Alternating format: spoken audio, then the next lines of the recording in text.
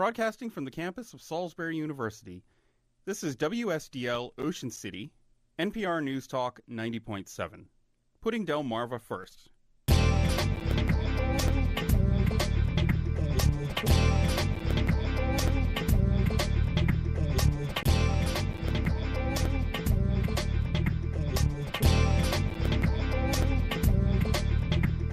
There's a new Wicomico County executive, and with him we could be seeing the dawn of a new austerity era. Welcome to Delmarva Today. This is Don Rush. County Executive Bob Culver found himself on election night chosen to be the second man ever to hold the office, succeeding his predecessor, Rick Pollitt. Culver is a Republican, with all but one of the 7 county council members also from the GOP. And even the newly elected Republican Governor Larry Hogan made a special trip for Culver's swearing-in ceremony. He moved quickly, cutting back on some school construction projects, as well as seeing at least 4 top officials leave their posts. Culver is, of course, not new to local government, having served on the county council before ascending to the county executive office. And we have him here in our studio this morning. And welcome to the program. Good morning. Thank you very much, Don. Appreciate it. Well, first of all, I got to ask you, so what is it like being the head honcho? I mean, you you certainly watched this thing from as a citizen. You were certainly on the county council. Now you're the lead guy. What's the difference like in terms of that transition? I enjoy it very much. It's good to be part of it where you can make the decisions and go on from there. It's time consuming. We're making some changes. We're making some changes as far as how things have been handled in the past. But the time, again, is I run between 12 and 14-hour days now. So, do they pay you enough for that? It's what I signed up for, and I enjoy it. If Right. I can look back in 8 years and say, I've made a difference, and the county's in a better financial path, and we're on a better path, then I'm going to be pleased with that. By the way, any surprises in how you and what the kind of issues that the office brings up in terms of how you handle yourself and how as opposed to say being on the city council or then the county council? Surprises and and how it works. I mean, is it anything that you maybe didn't anticipate? Well, I suppose there are some in the sense that so much time is wasted by the executive signing minute stuff that just makes no sense to me at all. For example, the blocks of hotel rooms, when we get those for the USSSA tournaments, the executives had to sign off on every room and make sure. That's just what a waste of time. My time is spent doing a lot more important things than signing off on hotel room blocks. Well, let me ask you this. So right after your swearing-in ceremony, you talked about one thing is financial problems that the county faces, but you also had a phrase about having the social fabric deteriorated. What did you mean by that? Social fabric, it's people's attitudes. It's people's thoughts on what's going to happen the next day, what's going to happen next year, 5 years from now.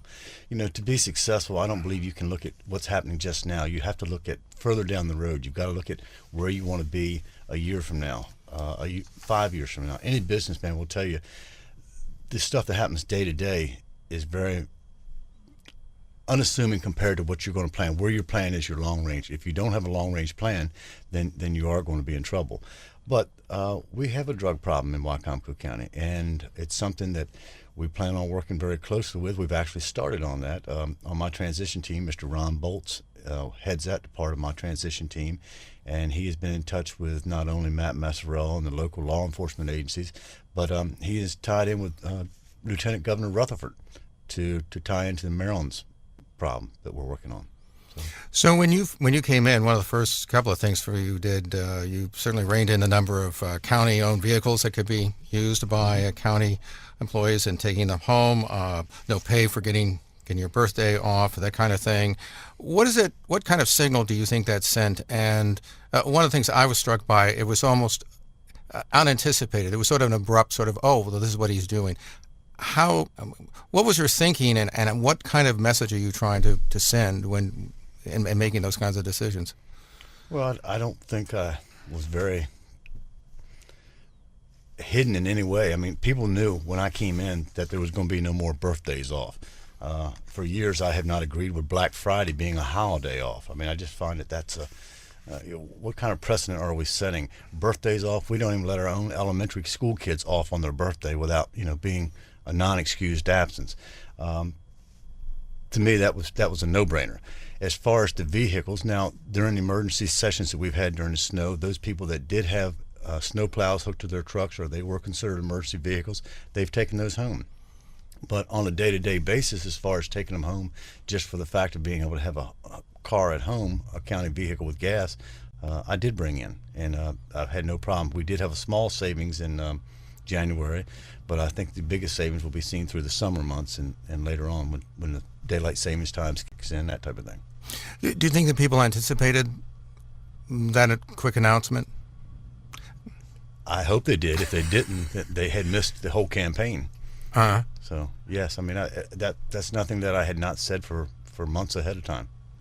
So one of the big issues has been the West Salisbury Elementary School, and your decision not to demolish it, I think, is what, at least what you're thinking, is rather renovation. Again, that sort of caught some people by surprise. There were supporters on the county council.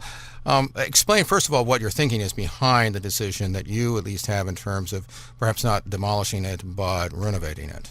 Well, actually, I spent this morning, I've gone over the whole policy and how it got to where it is now, the misunderstanding between the Board of Education and the county. The Board of Education writes their CIP different than the county, but unless it's written on the county CIP, it will not go forward. CIP being? The Capital Improvement Plan. I'm sorry. And so we each have what's called a 5-year plan, or maybe even further out in some cases. The Board of Education kept moving West Salisbury forward on their CIP, but it was never put on the Wycomico County CIP. We went back to 1999, and there have been some things on the CIP as far as doing some plumbing, as far as doing some renovations, minor renovations, but never to build a new school at $41 million. So we want to talk to Dr. Frederickson and those over in Board of Education to find out what way we can do this best, that we're on the same page. We're on the same CIP program. If they come to me and say, Bob, we need to build a school in 5 years from now, then that's what we have to start planning for. But we also have to have this, part of the school was being done basically because of the new redistricting plan. That redistricting plan has never been vetted amongst the citizens. It was amongst the Board of Education and the board directors, but it was never through the citizens. And the 2 or 3 times it has come out, we saw what happened the night they were going to have a big meeting in Delmar. They also had one in Pittsville. It did not go well, did not sit well with our citizens. And they don't want their kids bused from one side of the county to the other just to fill up one school over top of another school for any reason. So all that has to be taken into account, and that plan has got to be approved by our citizens before the Board of Education or before me as the county executive will forward it. So does that mean that you want to place it before the voters as some kind of ballot initiative? I want the voters to know. I want the citizens to know what is being considered. So often things are decided on either by the council or by the Board of Education, and then all of a sudden we bring it to the citizens and say this is what we're doing. Well, we need to let the citizens tell us what we're doing, because we're nothing more than the employees for the citizens. And the fact that studies after studies have been done, but it's not what the citizens want to have done. That's what we really need to have, that communication, that line of communication back open with the public. So at this point, you anticipate that the school will be renovated rather than demolished. Do you think that demolition might be down the road? I mean, what's your thinking here? Down the road, I can't really tell you. Right now, the night that I got sworn in, I had about a 4-hour honeymoon, and then I went to the council meeting, and that's when I proposed taking off the rebuilding of the school, setting it forward in a motion to a $41 million to go ahead. And I listened to the people that night. They told me they had no air conditioning, the windows were bad, the heat was bad, that type of thing. I went on and set in my CIP $2 million to take care of the windows and the heating in the air this year. That's not to be borrowed from anywhere else but our savings account. We have got roughly $42 million in our reserve funds. I want to take the money out of that this year and move forward with that. And by doing that, I can hopefully have them the heating air by next year. So, because on the county council, I guess there were a number of supporters of this move. I mean, Matt Holloway, John Kynan, and so on. Some of them said that they were surprised at that decision. What kind of communication was taking place between you and some of those folks on the county council that actually supported this? Because some of them seemed to be surprised at it. Well, as far as the communication, at that point in time, there had been no communication. I had not been sworn. I was not allowed, more or less, to go in and do any preliminary work prior to my swearing in. I did not have access to the office or any figures. So I got sworn in on the 2nd of December. The night of December the 2nd, I'm at the council meeting giving them preliminary plans on CIP. After that, I set up a meeting, and we all went and toured West Salisbury School. I toured it with local representatives from the construction industry that knew a lot more about it than I did, and knew more about it than most of the council people did. They came back and told me what they felt they could do with what they could see. Now, does that mean that that's a final word? No, we've got to do a whole lot more studying as far as going in there and finding out exactly what we need to do in order to get these systems to work and work well, what kind of windows we're going to replace it with, that type of stuff. But I've set $2 million aside in this budget for that. It did good that the council people had a chance to go through it and see it. And I appreciate Dr. Frederickson and Dr. Townsend both meeting us there that morning, along with the principal of the school, to show us, the pitfalls, or what they felt were the bad things, and what things they would like to see improved on the school. And we want to jump on it. I mean, I want to take care of these things. It's not it's not something that I want to see our feet drug on and say, let's put it in a CIP. That's why I decided to take it out of our savings right away and take care of it. Now, the other controversy, obviously, is the James M. Bennett High School and the demolition of the Bennett Middle School. Mm-hmm. And you've suggested that you don't want to, say, demolish the middle school, that you want to use it for county offices. Tell me a little bit about your thinking and how that diverges from what had actually been planned, at least at one point, for the demolition. Well, Phase 3 of the Bennett High School plan was to demolish and to build stadium and fields, practice fields for the gymnasium for the Bennett Senior. My thought is, yes, the Board of Education wants new offices. They have talked about it. They have talked about renting space. They have talked about moving into another school, Wahai or East Salisbury School, later on down the road. My thought is, why tear down a building? Having been in construction, you can start with 4 walls. You can do anything, providing the school is on a good foundation. It's been there for this many years, so I'm sure the foundation's okay. Do we need to remodel it as far as the asbestos problem, that type of thing? Certainly. We've got to take that out and make it as healthy a building as we can. We may have to put an elevator in that. It's not that the whole building or the whole complex has got to be remodeled in 1 year. The Board of Education needed their space, so I'm thinking this would be an automatic, easy draw for them to go ahead and move right into it, and they would control the property still. If they didn't want to do that, then the county could go ahead and use it for some storage. We have so many areas in Wycomico County that our storage files, some of them are in basements of private people. Some of them, I don't mean that, but commercial basements downtown. Right. Some of them are on the 4th floor of the old county jail. Some of them are out to the sheriff's office. So we need to consolidate our files. But that being in mind, if you come in June 15th or June the 20th after the school has cleared out everything with a wrecking ball, we have no chance of looking back at it. I'm not saying all of it will work. All the building could stay up. There may be some of it that still need to be destroyed, but you're not going to know until you go back and look at it after everybody's out and clear it and see what we have to do. But you just can't go in there and tear the building down and go there. The fact that what I feel has been so misled is that the 8 acres next to what we call the old Dresser property, right? That's where the practice fields are now. That would be a perfectly acceptable place to put a football field and a track. It's one there now. Why don't we do that? The Board of Education wants to sell that 8 acres.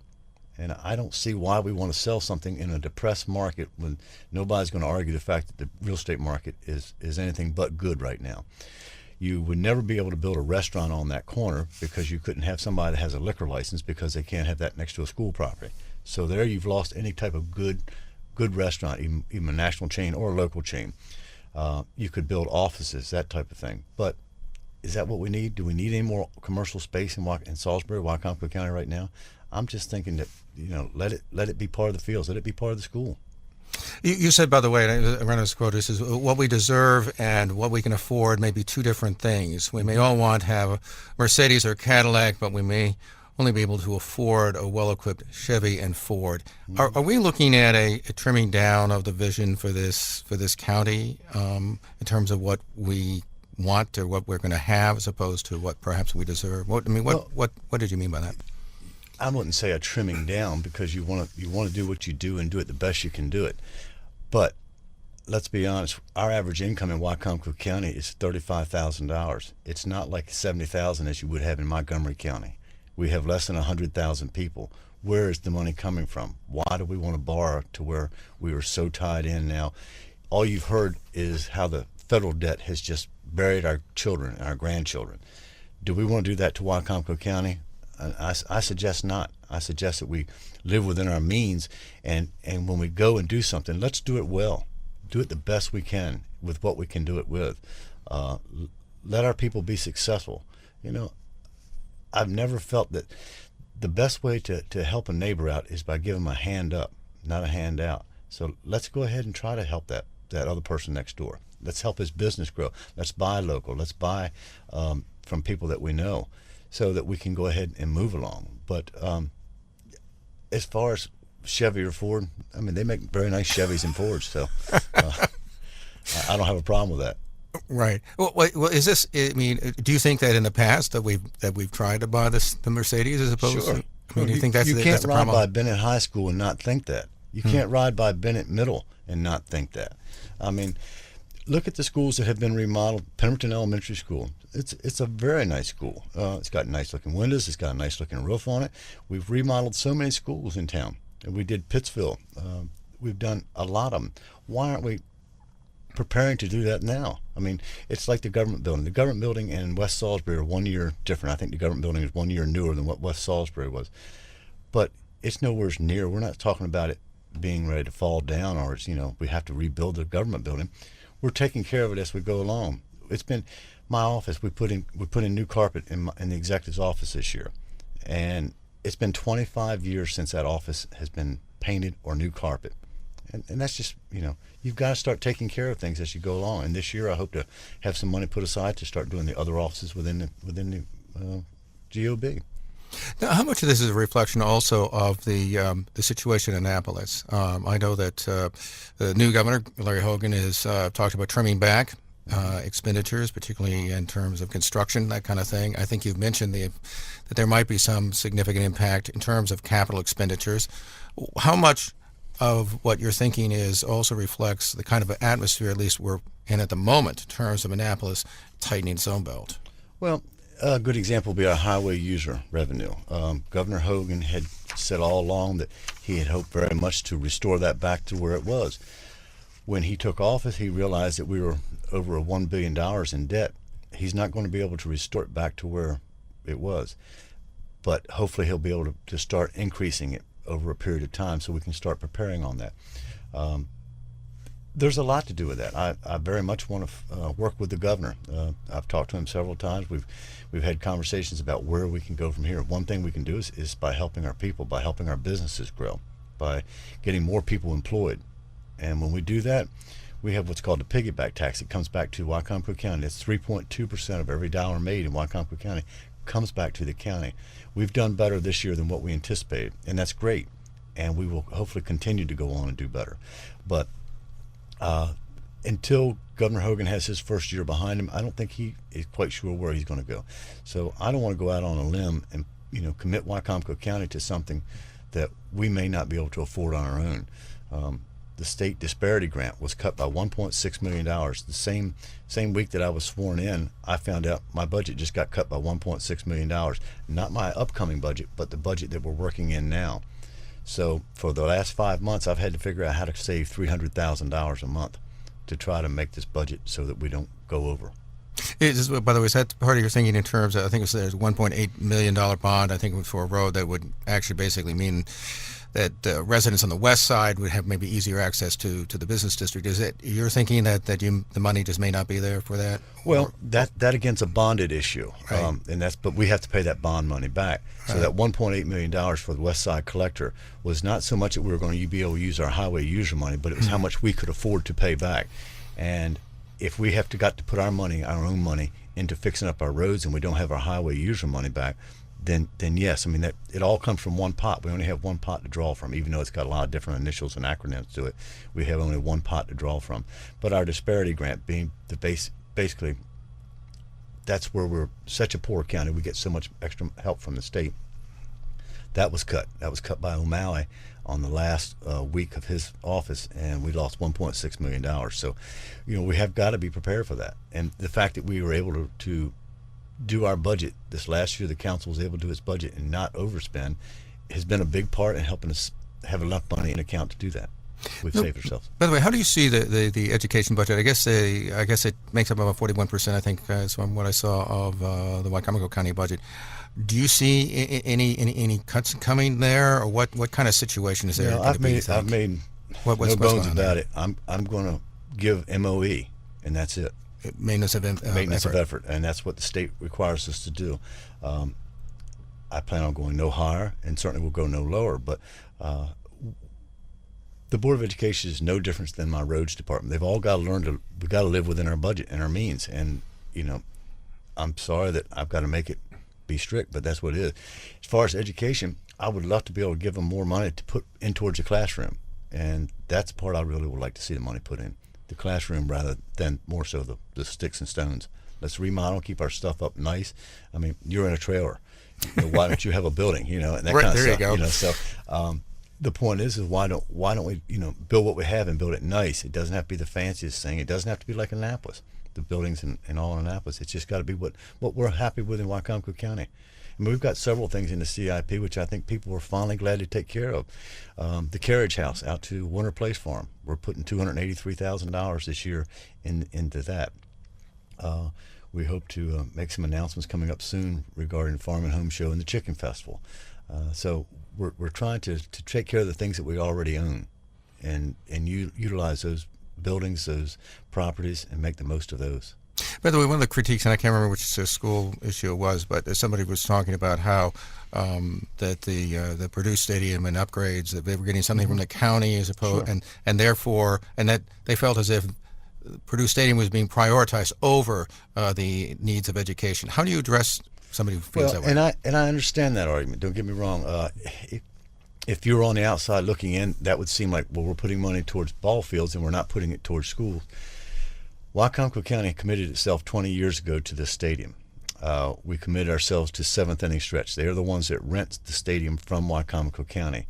They in turn have a contract with the Baltimore Orioles. Unfortunately for us, all those contracts are kind of coming due now. The lease with Wicomico County, seventh inning stretch, came up this year. The lease with the Baltimore Orioles with the seventh inning stretch group has come up this year. The Baltimore Orioles have put forth some requirements in order to renew that lease with seventh inning stretch that they wanted done, things that they wanted done to the ball field, to their image, to things like that. Some of it affected us, some of it just affects seventh inning stretch. Seventh inning stretch then has come back to us and said, look, in order to do this, we have to do X, Y, Z at the stadium to keep the Orioles happy. And we all want to keep part of the Orioles, and we love our home team and our home state team. But so it just happened to come at that 20th year. It's the same year we're having trouble with everything else. But get back to me 20 years from now after we've done this, and we'll see how we're looking then. The other thing too is that we want to mention too, of course, is that they had a number of people who left. The finance director, Andrew Mackle, as well as the public works director, Lee Beecham. Some of the characters are being fired. The Parks and Recreation Director, Gary Mackey, he resigned on December 31st. And, of course, we had Tamara Lee Brooks, who was with the as a spokesperson, which I don't think you now don't have a press person, I think, as I recall. Well, without getting too much detail in terms of, obviously, personnel issues are here. But what, that caught a lot of folks by surprise, particularly the two about the Finance Director and Public Works Director. What do you say to the people who were caught surprised, and what can you tell us about the decisions you made? I don't understand why they'd be surprised, to be honest with you. A leader of anything, whether it's state, federal, local, has got to have a group of people around them that they trust, that they can work with, and that they know are going to go into the same path as that leader is. The county executive is a position that's no different than the governor or President of the United States. You have to have people around you that you feel comfortable with. As I have stated, some of these were just basically because we are on different tracks. and that's why. I mean, they're all very good people. Don't get me wrong. There's nothing personally I don't like about either one of them. They're wonderful, but we had different thoughts on how to go forward with things, and that's why I've replaced them. And tonight, as a matter of fact, we have got a hearing tonight on the finance director, Parks and Recreation.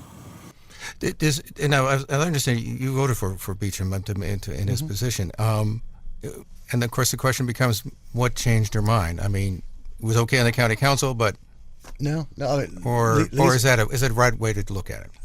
Lee's a great guy. He really is. I've got nothing but respect for him. And there's a lot of history between Lee and I. Yeah. And what does that mean? What does that mean? Lee and I were he was almost like my stepson. Okay, I think that much of him, and I did date his mother for several years, and watched Lee grow up, watched when he went into the service and all. But we had difference of opinions. One of them was this gasification plant. I worked very strongly on that and said, I felt that we should go a different angle. But because things turned out the way they did, I just felt it best that we do that. I mean, you said, what angle did you want to go for the gasification? Well, Wycomico County cannot afford a $75 million gasification plant now. Plus, it's not a science that's been proven. It has been worked. In some instances, with the aluminum, that kind of stuff, it does work. But with the household trash, it's not working as well as it should. Plus, when BFI or one of these national companies go and buy one of these plants and does it, then we'll look at it a little bit more seriously. They haven't done it yet. They can write a check for $175 million. We can't. So when they do it, then we can take note of and see what the trends are and what way would be the best way to do it. Because some folks, and there's sort of a theme that sort of runs through a lot of what I've been tracking here, is that some folks seemed surprised, whether it was the initial business with the pay stuff or the departure of some of these folks or some of the changes in terms of the approach to the schools. That there is a theme that some people just simply, at least they express themselves, they'd be caught by surprise. Do you think that maybe you could have been more communicative about it, or what? Or why do you think they were surprised? Because some of them have. I mean, some of them Republicans have. Sure. I mean, you can always look back Monday morning quarterback and say, well, maybe I should have done this that way. And I've got some close advisors that are telling me that I should do it. Having been in business for 45 years by myself, you're making decisions for yourself to affect you and your family. Now I'm making decisions that affect 100,000 people. And yes, to be honest with you, Don, yes, I wish sometimes I would maybe have done something a little bit different. But that will happen in the future. I mean, I plan on probably bringing things out and have position papers on it a lot further than me coming and talking to you about it. So, What, by the way, what do you make, you're a Republican, what do you make of this sweep that seemed to take place? Certainly Governor Hogan came in as governor, the first Republican, second Republican since Spiro T. Agnew. But we also tend to see a sweep of sorts, even at the local level in terms of the county council. Norm Conway, who prominent Democrat, lost his seat as a delegate. What do you think is happening to this region in terms of party politics? Are we seeing a consolidation of the Republican Party, or do you think there might be this is just a wave that might see something different, say, in 2016 or 2018? What's your political sense here? And by the way, somebody said that they don't think of you as a politician, but anybody who gets elected. I just want to put that out there, right? Sure. Well, I'd like to think that the whole county is going to go Republican, but I'm doubting that's going to happen. But it's the same thing that happened in 2006. I mean, when the wave came through for Democrats, it's the same thing. So, it's happened all through history. You live with a group for 6 years, 8 years, sometimes longer, and then all of a sudden you just want change. You want it to go back. So, if I were to say I thought it's going to always go Republican, I would be lying to you. But I think right now we're at a position where people want change just to see the difference and see what would it be like, because you're not going to be driving that Chevy anymore. You're going to try a Ford out for a while. Right. But it's interesting. It's very interesting. I mean, I've always said that a lot of the Democrats in Wycomico County would make great Republicans because they're conservative Democrats. They're not what we consider to be the liberal Democrats that we're seeing in Washington now. But we have a very strong rural background here, and most of the from here's are all very conservative Democrats. I grew up in a very Democratic family. It wasn't until I went away to college that all of a sudden I registered Republican, probably not even knowing the major difference, but just for that candidate that I wanted to vote for at that point in time. And you learn to that they are a lot like you because you are, conservative. And now it seems to be the Republicans are more conservative than what the conservative Democrats used to be. But final question, what do you make of what's been going on nationally in terms of politics, in terms of the kind of division that we seem to be having? We've just gone through a gridlock over the Department of Homeland Security, one of a number of things. What do you make of today's politics? It just seems it's gotten a lot tougher, a lot more divisive than, say, it was even 10 or 15 years ago. It's kind of embarrassing. I mean, to think that adults can't sit down and talk. And right now there's nobody that has more of a difference than I do with the Board of Education. But I'm willing to sit down and talk, and let's go. We'll come up with a plan. We'll make it work, for the people that we represent. And for the Congress not to be able to sit down and come up with something, or for a president to take such a strong role in writing out executive orders and this kind of stuff, I think it's embarrassing. I mean, it really is to me. I just can't find it. I mean, I've been on the council. I've worked with councils most of my life, being in the real estate business, because I come to them for one thing or another, and it goes back as far as Mr. Powell, Paul Martin, all these people that I've worked with all my life, and respect them. I didn't always agree with them, didn't always get along with them to the extent of agreeing on a particular item, but we sat down and we talked, and you win one, you lose one. That's the way it is in developing and entrepreneur. So I wish the councils could do as well as we all strive to be. We've been talking with Wicomico County Executive Bob Culver. He's only the second person actually to hold this position, and we'll see how it goes. I appreciate you taking the time to talk with us. I appreciate the time to come in and explain. This has been Delmarva Today. I'm Don Rush, and thanks for listening. This has been Delmarva Today, a production of Delmarva Public Radio. Chris Rank produces and is our audio engineer. Don Rush is your host. For podcasts, visit our website, delmarvapublicradio.net, or subscribe to the Delmarva Today podcast in iTunes. Delmarva Today can now be seen on PAC 14. To view the schedule, visit the Daily Times or visit pac14.org.